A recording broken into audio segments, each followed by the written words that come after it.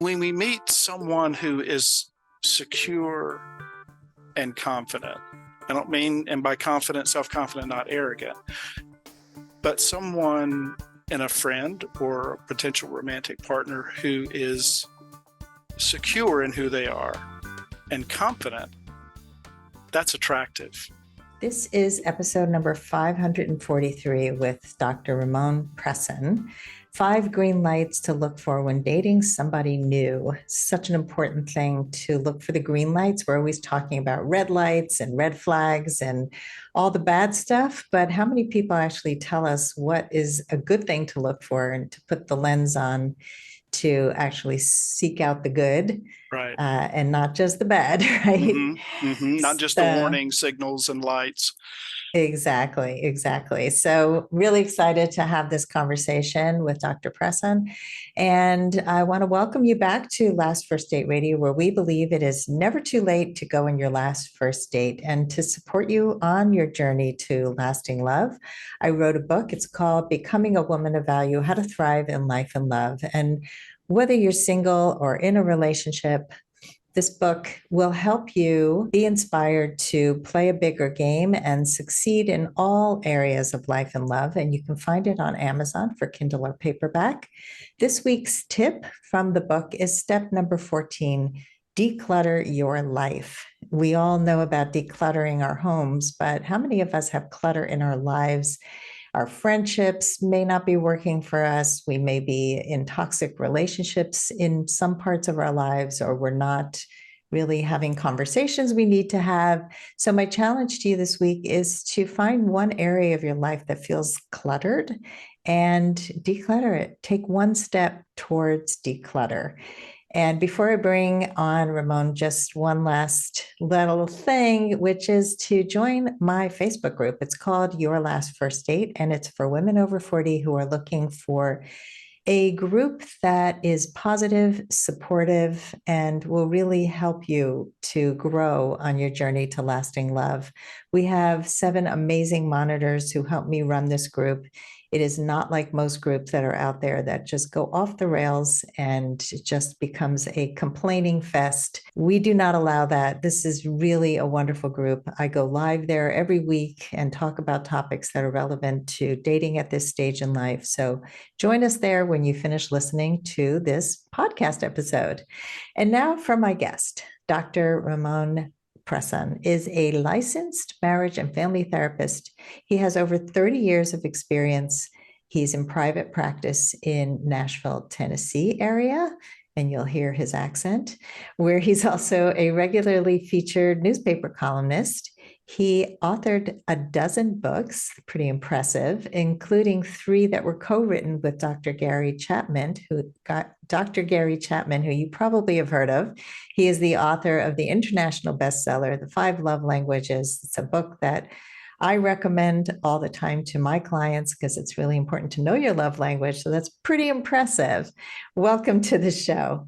Thank you, Sandy. Thank you for having me on the program. Let's talk about first a little bit about you. You're a marriage therapist and you're also an expert on divorce and dating. So how did that come about? Yeah, in addition to mainly being known as a couples therapist and doing that for a couple decades, for a number of years simultaneously with overlap, I was an associate pastor in several large churches, and my primary area of ministry was working with never married adults, single again adults, and single parents. So I was very involved in divorce recovery and single parenting work. I was involved in the divorce care program since its inception in the 90s, back when we were using VHS tapes during the sessions. Plus, as a relationship therapist, you end up doing relationship therapy on the continuum from dating and engagement, pre-engagement, premarital counseling, marital counseling. And what comes with the territory, too, is sometimes separation, adjustment counseling, divorce recovery. counseling. And I've continued to be very involved. In fact, I'm currently on the divorce care video curriculum.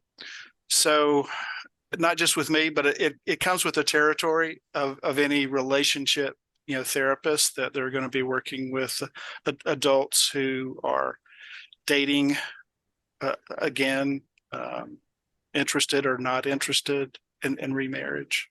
Yeah, I mean, it makes sense that if you're working with relationships, you're also working to help people not get divorced, to help people who've been divorced have success the next time around. Right. And so let's go there for a moment and talk about the high divorce rate for second, third, fourth marriages. So many people just jump right back in, they make the same mistakes. So, why do you believe that the divorce rate is so high in these subsequent marriages? And why is it so important to you to start to reverse the trend? My thoughts about that come from that blending of places. One, as that associate pastor that was doing, my primary work was with single adults and single again adults, and then in the couples therapy realm. What I saw and was experiencing with a front row seat, and that the research bears out as well, is that in second and third marriages, couples tend to have shorter courtships and shorter, if any, engagement period. So the bottom line is that many are rushing the relationship to the altar. Here's what I hear about the mindset or the reasoning for not pacing it. One is, well, I'm not getting any younger. The second one is, well, because of what I've been through, difficult marriage or painful divorce, both. Because of what I've been through, I'm wiser now, and so I know what I'm looking for. As if to say, well, I'm smarter now, so I can take the short course or the mini semester instead of the full course or the full semester. But I'm thinking, because of what the person has been through, because they've been through a difficult marriage, because they've been through a painful divorce, why aren't you slowing down the train and being even more careful so that you don't experience that again? And if the person has children, that the children don't experience that again. So one of the things that I see that baffles me, quite honestly, is the mindset that instead of slowing down the train and pacing the relationship, making sure the person is who I think they are, making sure the relationship is healthy, there seems to be this, I can condense it because now I'm smarter, I'm wiser, I know what I'm looking for, I know what to look out for. Again, my thing is, and years ago, I wrote an article titled "The Dating Speedway" and the way that we accelerate a relationship to premature intimacy and premature commitment. I'm an advocate of slowing down the train to make sure that this relationship is solid. Yeah, so slowing down is definitely important. It's interesting. I wasn't aware that people were really moving that quickly. I know that people often don't do the work that is required to really heal, but I didn't realize they were kind of rushing through it because they're afraid that they're getting older and that they are so much smarter now, but they're not really, because they keep marrying the same person with a different face. I remember when my mom remarried, and it was not such a short courtship, but on the outside, he looked very different from my dad. But on the inside, they had the same conflict. They had the same areas of conflict and the same issues because the work wasn't done. So I would love to hear from you what kind of healing is important. How do you help people who are divorced to do the healing before even starting to date again? Because it's such an important piece. I met with a patient today, and sometimes you hear someone say something that is like an indicator. It's not the litmus test, but it's a statement that reveals they're in such a much better place. And I said to her in the session today regarding her ex-husband, it was a really nasty divorce with an affair. He ended up marrying the affair partner. It's bad. And I said to her, you remember one of the things we talked about was you getting to a place where you don't need Scott to be miserable for you to be okay and to be happy. And she said, I'm there.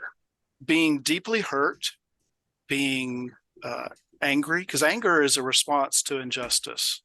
So there is a legitimate and I think necessary and healthy grief, because there's a loss. There's a legitimate and healthy anger when there is mistreatment and injustice. But one of the areas where I see people needing healing is that the healing from getting stuck in one of those two places, because again, those are natural, normal, healthy, and I think even necessary emotions. But someone can get stuck in the grief and the loss, and sort of picture a road of health between two ditches. This ditch is the ditch of despair.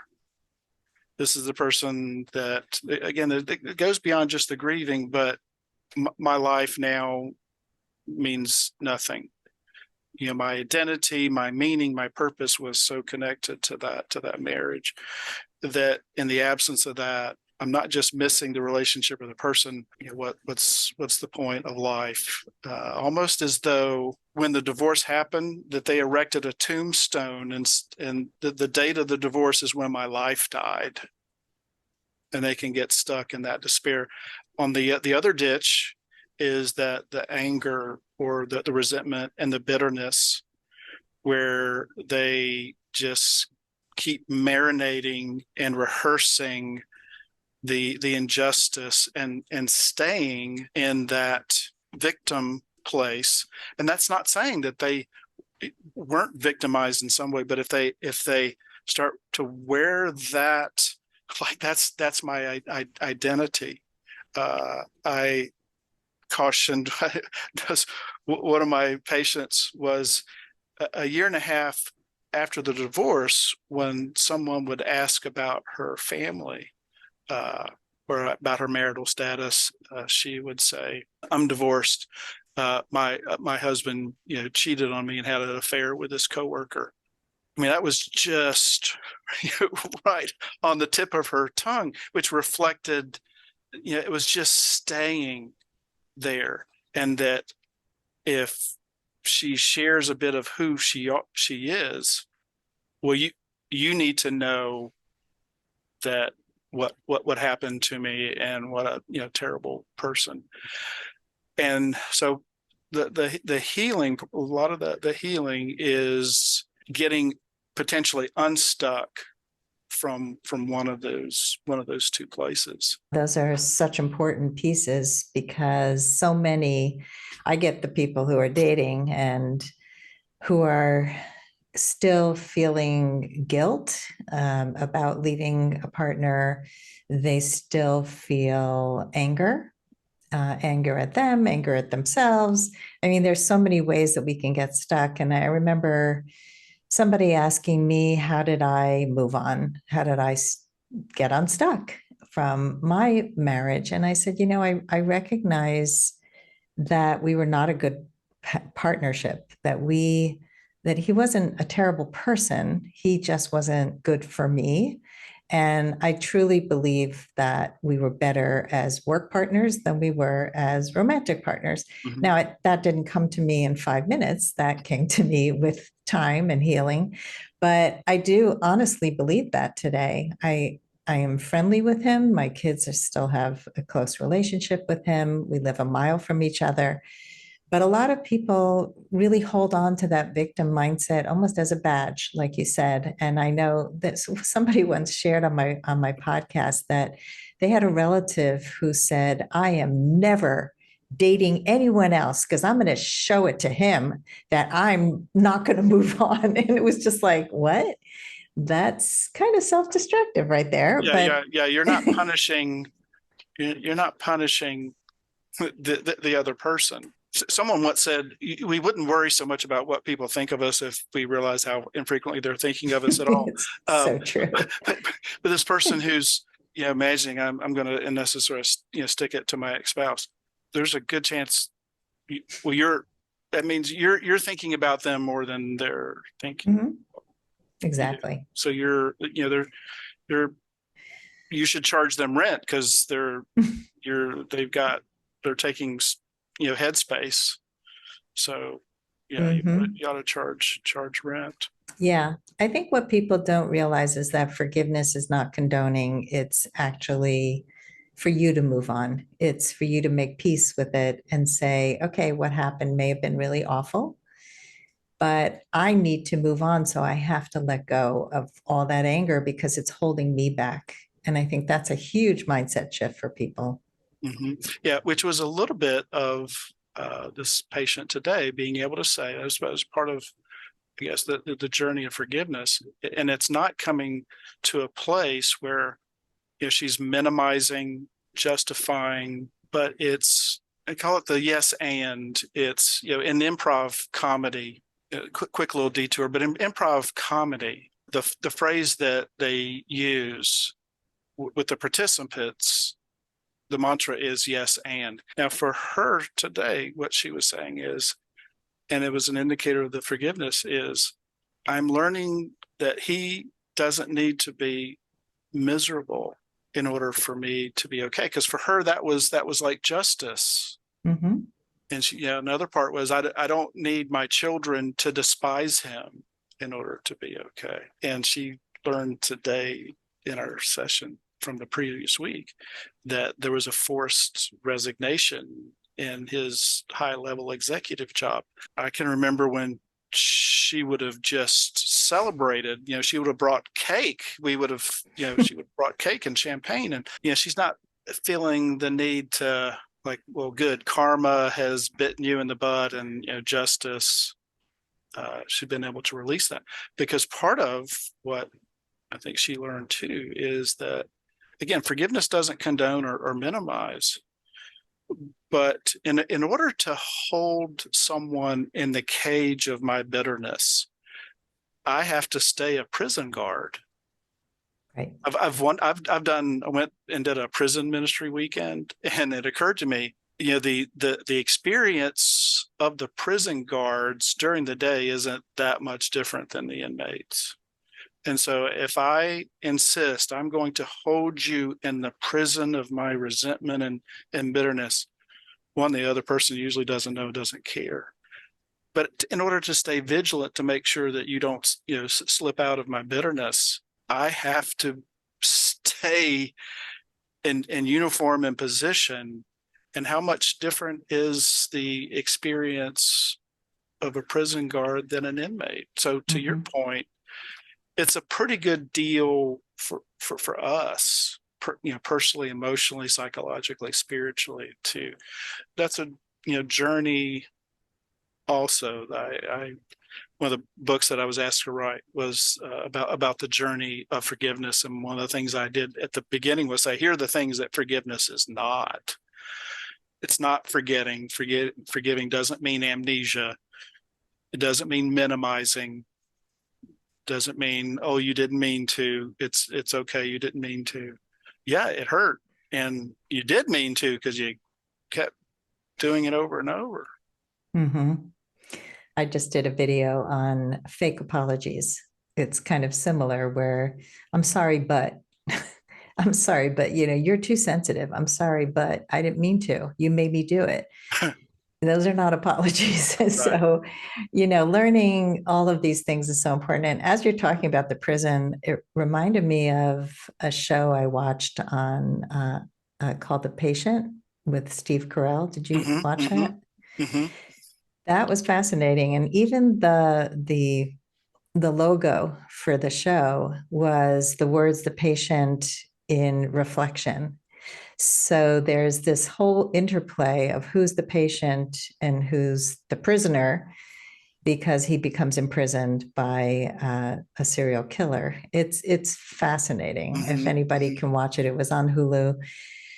Steve Carell was amazing, but he has been a prisoner of his own thoughts, of his anger at his son and his misunderstanding of his son and that relationship. And he's able to start working through some of that as he's held prisoner. Anyway, I think, just the psychology of who we are and how we can really work on these things so that we are not held prisoner by the people who are not with us anymore. And I'll just add this, it made me think as you were saying that, Richard Rohr said, pain that is not transformed will be transferred. It will be, transferred in our most immediate and closest relationships and in future relationships. If it's not transformed, it will be transferred. That's beautiful and so true. And I have seen it so many times how people will dump their pain out on somebody else because they haven't worked through it. And it's just not fun to be with those people. Let's take a quick break to hear from our sponsors. This episode is brought to you by Amazon Music Unlimited. You can listen to over 70 million songs and thousands of playlists and stations. Plus, you can now stream your favorite podcasts like Last First Date Radio.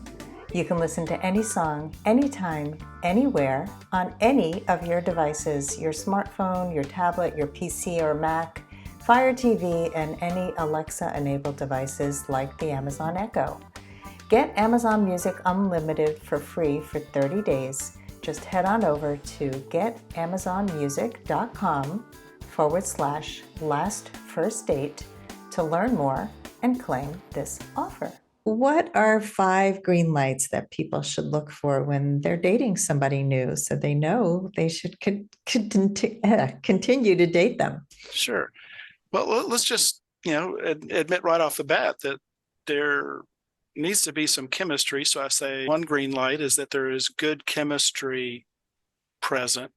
There's a compatibility of interest and core values, a connection of personalities. And when I say that connection of personalities, doesn't mean, very seldom for most couples are their personalities, their love languages, and whether you give them a personality assessment from the Myers-Briggs or the Enneagram or the DISC, it's not that their personalities have to be the same, but that sense of this, I feel comfortable. The person's personality, our personalities are meshing, together well. And I say, because I get asked this a lot, do you think that there needs to be a spark? And if by that they mean, should there be some physical attraction? And my response is, I hope so. Now, if it's only physical attraction, then you're going to have something, pretty shallow and not very sustainable.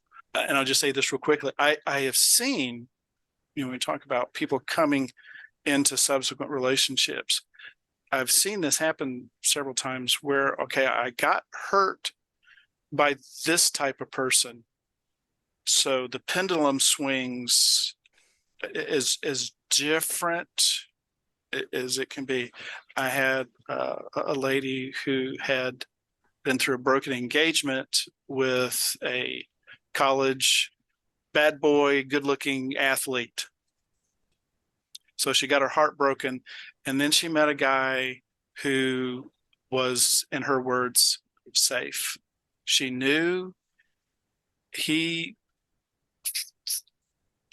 hung the moon to him. She knew he was a person of integrity.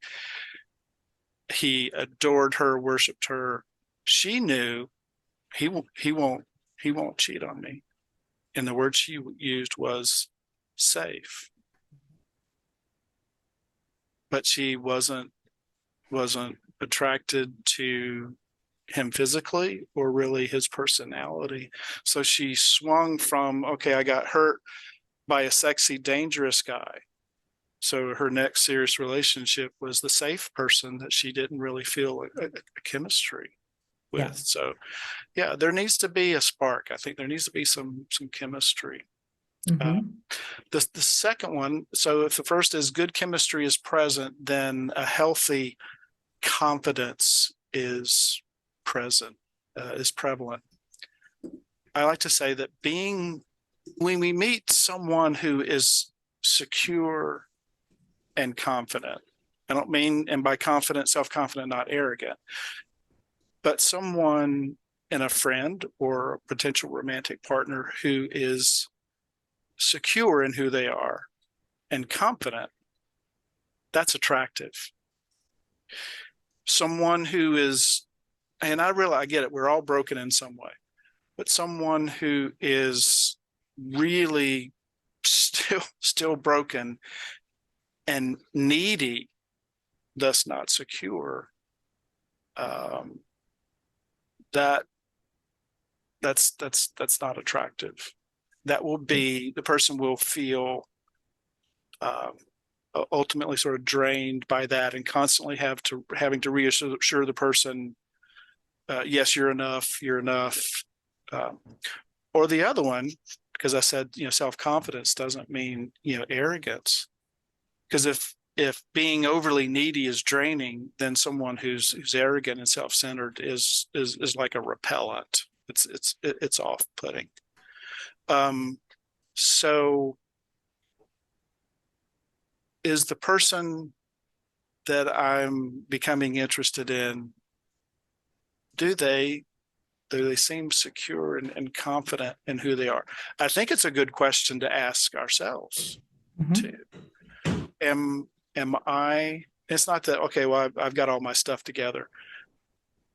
I said to someone today, yeah, we all of us should be wearing that yellow tape that says under construction, right?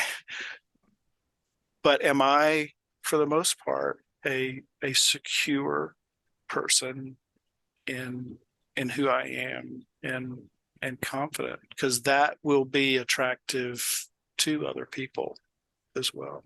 Yeah. The third thing, so good chemistry, healthy confidence, solid character. As a couples therapist, I have frequently had the experience of trying to teach, coach communication habits, skills. And I realized years ago that trying to teach an individual communication skills, if there's really a deficit in character, you're trying to build the building on a foundation that doesn't exist. You can't, if there's a character issue. And one of the, my aha was, I was trying to teach a couple, and him particularly, conflict resolution skills, and realize I'm dealing with a pathological liar. We're putting up lumber and glass and steel when there's not a foundation to support it, because until he's willing, ironically, to get honest about his lying and get help. So again, it's not that we're not perfect people. We're not going to be in relationship with perfect people. But one of the things I see sometimes is that, particularly if the romantic feelings are fluttering, the willingness to overlook some yellow flags or red flags in character. When you're getting to know someone and the signals suggest this is a person of integrity, they from what I can tell, they tell the truth. They follow through. There's a reliability. And it takes, and this is part of that thing about pacing the relationship, because Chris Rock one time said that when you first meet someone, you're not meeting them, you're meeting their PR representative. Mhm. So, we're putting on our best. So, Yeah. some Yeah, I just wanted to character. say with the communication skills and somebody who lacks character, I think the other piece of that I've seen is somebody who leads with their ego and doesn't have humility, the humility to say I'm wrong, the humility to say I can listen to you. I don't need to interrupt. I don't need to be on the defensive. When you talk, I can hear you. I mean, just to be able to hear somebody. So communication skills they're complex. I think that people don't realize how important our words are, how important conflict resolution is. I specialize in this area because it's such an important thing. But curious what you think about the whole ego thing. Yeah, because one of the things that you said in connecting that is that I connect humility and listening. Now I get it. There are some if their personality, they're very extroverted, and so in a social gathering, they're sort of the life of the party, and it's a powerful thing to really feel listened to. That attention that says you matter, so I want to hear you. But humble people, well, I'll say that proud people are not great listeners, arrogant or ego, because what I have to say, my thoughts, my opinions, are more important than yours. So I'm the one that needs to talk. I like how Larry King was asked about his interviewing philosophy, and he said, I never learned anything while I was talking. Humility connected with listening, but also you mentioned apology, because proud people don't apologize, because I don't think I either really have anything to apologize for, or there's a concern, because pride is also concerned a little bit with losing leverage and power. So if I apologize, I admit that I'm wrong. Am I going to be losing some leverage in the relationship? And so I go so far as to say, if you're in a relationship with someone who just cannot and refuses to apologize, that's not a safe person. It's not a safe person, and it's not your job to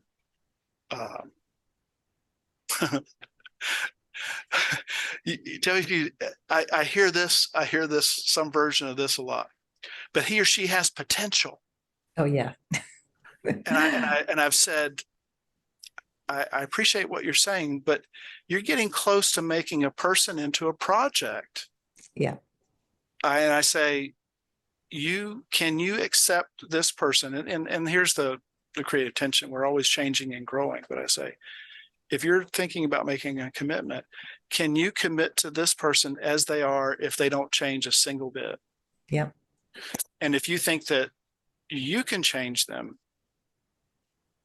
you're getting very close to making a person into a project. Right. Right. That's not, it doesn't work, but it's also not fair to the other person. No, not at all. I mean, I always say don't date potential. Date the Yeah. person in front of you right now. Who they are is who they are, right? And Right. I like believe that. them. I like Believe that. them. I like that. Right. Don't date potential. All right. So what's number 4? Emotional health. Emotional health is prominent. And again, particularly if folks have, gone through, a painful breakup whether a broken engagement or just a breakup or divorce. I mean, gosh, you don't get to be, anything close to our age, but that we have been wounded. And so, all of us could go to the emotional airport and pick up some stuff from baggage claim that, we need to work on. So it's not, all right, well, I can only settle, for someone who is totally healed, doesn't have any issues. But for the most part, am I seeing, and this is a little bit connected, they're connected, but they're not the same, character and emotional health. I remember meeting the lady, not in my counseling office, but at a baby shower of all things. And she had recently been through divorce, and she was talking about dating again. And she said, for future reference, I'm not going to be the nurse or the purse. Mm-hmm. And by nurse, she meant I'm not going to be the helper to help you. It doesn't mean that someone, has to have it all together, but I'm not going to be in a helpy. She was acknowledging, that she had been a codependent. Mm-hmm. The purse part was, I'm going to be the financially responsible one. And we were talking, she wasn't looking for a man to rescue her and take care of her. And I mean, she was a professional. She wanted to continue working, but she's saying, I'm not going to be, for future reference, the emotionally healthy one in the relationship that has to keep us afloat, or the financial one that has to own the responsibility. Right. But we have to take responsibility if we're dating to recognize when we fall into these roles, because a lot of women will say, I don't want this. And then they attract it again and again. Or they'll attract somebody who really wants a mommy, wants to have somebody they can rely on who's going to take care of them in that way too. And it's, why do I always end up being the therapist? It's you've got to take responsibility for how you respond to somebody dumping out all their wounds on you on a first date and saying, oh my God, I have all these problems. Or you're just the listener and you're never interrupting or sharing parts of yourself. I mean, dating is filled with people who do these things, but the onus is on the dater to say no and to recognize when they're being pulled in. Because if you have a pattern like this, you're going to keep attracting those people unless you stop. Mm-hmm. Mm-hmm. You're right. And then the last one, and we've touched on communication a little bit, that positive communication is consistent. When I think of the communication, I just automatically, my mind goes to this three-pronged part of communication. It's sharing, negotiation, and conflict resolution. Sharing is anything on the continuum from something as trivial as this is what I had from lunch today to this is something from my childhood that I haven't told many people. Another word for sharing is disclosure, and there's all different levels of that. Secondly is negotiation, and this is the part, Sandy, I feel like as a couples therapist doesn't get enough attention in among writing therapists, because most of the attention seems to be on conflict resolution. And what I mean by negotiation is how a couple makes decisions, how they negotiate and navigate all the differences that they bring to the table. In a business, if you were, the negotiation inherently implies that we're starting from two different places. Okay, if you're selling the house, the buyer thinks it's worth this much, you think it's worth this much, so you negotiate because you're starting at different places of what you're willing to sell or willing to pay or what you think the house is worth. When a couple comes together, there are so many differences, and I want to emphasize differences do not mean incompatibilities. I really believe, throw this out, no extra charge, there's really only a handful of what I would say core incompatibilities, because I'll hear couples in my office, well, I'm not sure we're compatible. he's an introvert and I'm an extrovert. Well, then, oh my goodness, then most of the couples on the planet are probably Right. but there's really only a few, and most of those are connected to, really core values, moral, ethical. I had a couple that it was an impasse, having children or not having children. That's hard to compromise. Okay, we're going to have a half a child. Uh, so, but everything else that's to me that's not a core incompatibility are differences that can and need to be navigated and negotiated. And so if we teach couples how to negotiate, more effectively, it actually heads conflict resolution off at the pass because we're handling it, handling it, Yeah. early. It's such an important piece of healthy relationships. And I remember a couple that I knew who almost didn't go on their first date because he was an introvert and she was an extrovert. And he, after having some great phone conversations, he said, "Yeah, I don't think this is going to work." And she said, "Well, tell me why." And he said, "Well, you're so extroverted, I'm so introverted." And she goes, "So what do you think is going to be the problem?" And he goes, "Well, I'm going to need some quiet time." She goes, "Okay, you just let me know. I'll give you quiet time. What other questions do you have?" And Uh-huh. they negotiated before their first date. Now she's a coach, so she knew how to ask questions Yeah. and she knew how to negotiate. But they went on this date and it ended up being a full day of breakfast, lunch, and dinner. And they got married. And you would look at them on paper and people would say, "Well, you don't belong together," but they are a fantastic couple. Right. And I think that when people can do this, when they can say up front, here's how I act when, here's an example. I had a couple, I was working with the woman and she was going on a vacation and she had never advocated for her needs in any relationship until she started working with me. And I said, "Well, what do you need from him when you're on vacation? Because that can be challenging." And she said, "Well, I'm going to need some downtime." And I said, "So you're going to have that conversation before you even leave. When I need downtime, I'm going to need to go back to the room and read my book. What do you need from me to make this vacation work well?" And so just those simple little things that we can say to each other, "Here's what I need," or "Here's what happens when I'm in conflict. I tend to shut down." Well, let's talk about how we can do that so neither one of us feels shut down. Or I had a client whose boyfriend would leave the house because he didn't want to react and get angry at her and lose his cool. And he would sometimes be gone for an undisclosed amount of time and she would freak out and think the relationship was over. So it's that conversation. Would you be willing to take a walk around the block or give me a time frame as to when you're going to be ready to come back? Because I want to be able to talk with you about this issue. Yeah. So those Yeah. are just some examples of Yeah. just talking it out. Yeah. And one of the things that you allude to in that is because part of negotiation is expanding and thinking, okay, there's probably more options.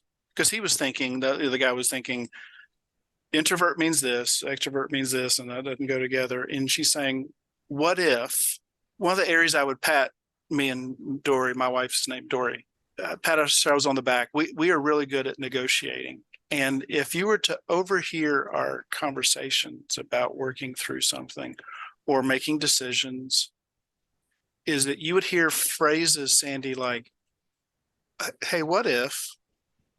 What do you think about?" One possibility is, something we could try. And so I mean, we're not walking on eggshells, but you hear the gentleness and the tentativeness of the language.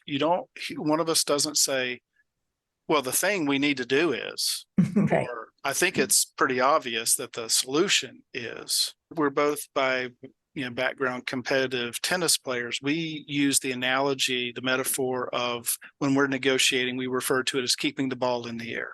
Mm. Because we're keeping the ball in the air with the goal of keeping it going with what do you think about to sort of narrow. It's almost like picture a ping pong match or a tennis match that's happening in a funnel. And we're narrowing down the options. But here's the thing, the goal is, and for us, there's not an alternative to this. We keep the ball in the air, and we may even pause, come back to the conversation, that the goal is landing on a position that both of us can genuinely live with. That means we have to like it the same, but both of us can genuinely get on board and support that decision. I like that. I mean, I love the language. I think using kind words, using open language instead of this is the ultimatum, it has to be my way or the highway, which is what happens in couples that don't work out is, well, we have to do this. I can't change. This is just the way I am. And, so, well, this conversation is fascinating. I know we could talk for a very long time, but we do have to come to a close. So as we're closing, what are your final words of advice for anyone who wants to go on their last first date? Besides keeping an index card of these five, Yeah, right. yeah. Be patient with yourself and the other person. We're suggesting here's some caution flags and green lights. One of the places, particularly again out of our pain, is that we risk judging early or being fearful. And the first time that someone disappoints us, one of the things that we talk about as couples therapists, and this is true for any relationship, if the couple dates long enough, there will be a moment of the experience of disillusionment, which is a little bit stronger than disappointing, but the experience of you let me down, or you hurt me, or this didn't go as well as I thought. And any relationship is going to have that. How they respond to that. Now that means, okay, there needs to be some non-negotiables and some deal breakers, but not, okay, well, one strike and you're out. That the moment that I experience some disillusionment or uncertainty or disappointment, that's the signal that you're done. I think we would hope someone wouldn't do that with us.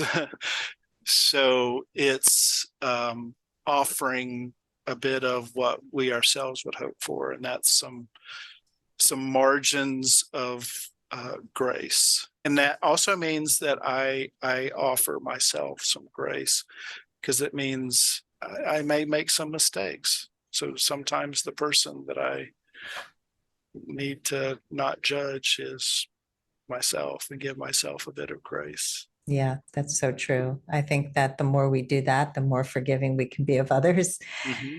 And I was just on a call today with somebody who she's at the 3-month mark and is starting to see the disillusionment and the flaws are becoming apparent, but they also just spent 2 weeks living together for the first time. And so some of it is this period where you start to see the flaws in another person, but also there were other things, at play. And it's important to take a look at, is it the relationship itself, or are these things negotiable, and see how you work through all the challenges. Because I think I always say how we deal with crisis is everything. How we deal with any challenge says so much about our character and who we become. Mm-hmm. Yeah. And when they, like you said, they're, that living together those 2 weeks, I tell couples, we typically don't know what our expectations are until they're not met. And our reaction lets us know, oh, apparently I expected you to get off a video game when I come in. Yeah, I've said to premarital couples, I could give them both legal pads and say, I want you to write out all your expectations that you have for one another. And each of them would, write, be faithful. And then they would get writer's block. What do I expect if you're going to be more than an hour late, call me. I don't know. It's because we usually discover what our expectations are in a relationship when they're not met, and our reaction lets us know. And so we need to acknowledge, all right, some of my expectations certainly are unspoken if they have been undiscovered until now, but are some of my expectations, realistic? But then that comes into, bringing these other things into play, particularly, communication. How do we navigate and negotiate, now that we're, living together, like the person who is very personal and relational, but needs some solitude because that recharges her battery. The partner doesn't and shouldn't take that personally and internalize, well, you don't want to spend time with me. Yeah. No, That happens a lot. That happens a lot, especially with older couples who are so used to solitude and being alone, being able to negotiate space and time and not take it personally that the other person just needs alone time. I mean, yeah. it's all of these negotiations are so important. And I'm glad you brought up the negotiation piece. So tell our audience how they can find you. According to Google, I'm the only person on the planet with my name. It's Raymond or Ramon. I like it the way you said it, Ramon. Yeah, it has this international. It's Ramon, and it's Presson, like press on. And if you Google that, there isn't going to be anyone else that shows up. So you'll probably see Ramon Presson Therapy. I have the books listed there, the ones that I did with Gary Chapman. I wrote a book that he did the forward for titled "When Will My Life Not Suck?" One of the articles that has been of interest, recently, because it's been such a buzzword in the culture the past year, is I've written a article called Gaslighting 101. People are hearing about it and like, what does that mean? And I think I've been experienced that in a relationship. So how do I know when that's happening, or how do I respond?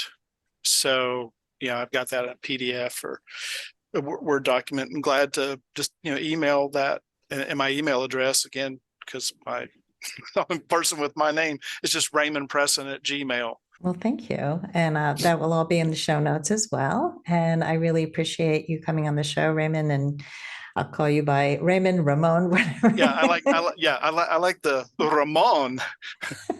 Yes. Okay. I like that you're open to a sexy version of your name. Well, and I like to tell my wife, Dory, you realize that you can't spell romance without the letters RAMON. It was just built into the Yeah. relationship. Oh, yeah. I love it. Well, thanks everybody for listening today. If you love our show, please give us a high rating and review on Apple Podcasts. It helps us so much in continuing to grow the show. We are in our 10th year now and we're going strong. So as always, here's to your last first date. If you are ready to get unstuck, gain new tools, become more empowered, and finally find your last first date, I'd love to talk to you. Fill out an application to be considered for a complimentary half-hour love breakthrough session at lastfirstdate.com/application. That's lastfirstdate.com/application. I look forward to talking to you soon.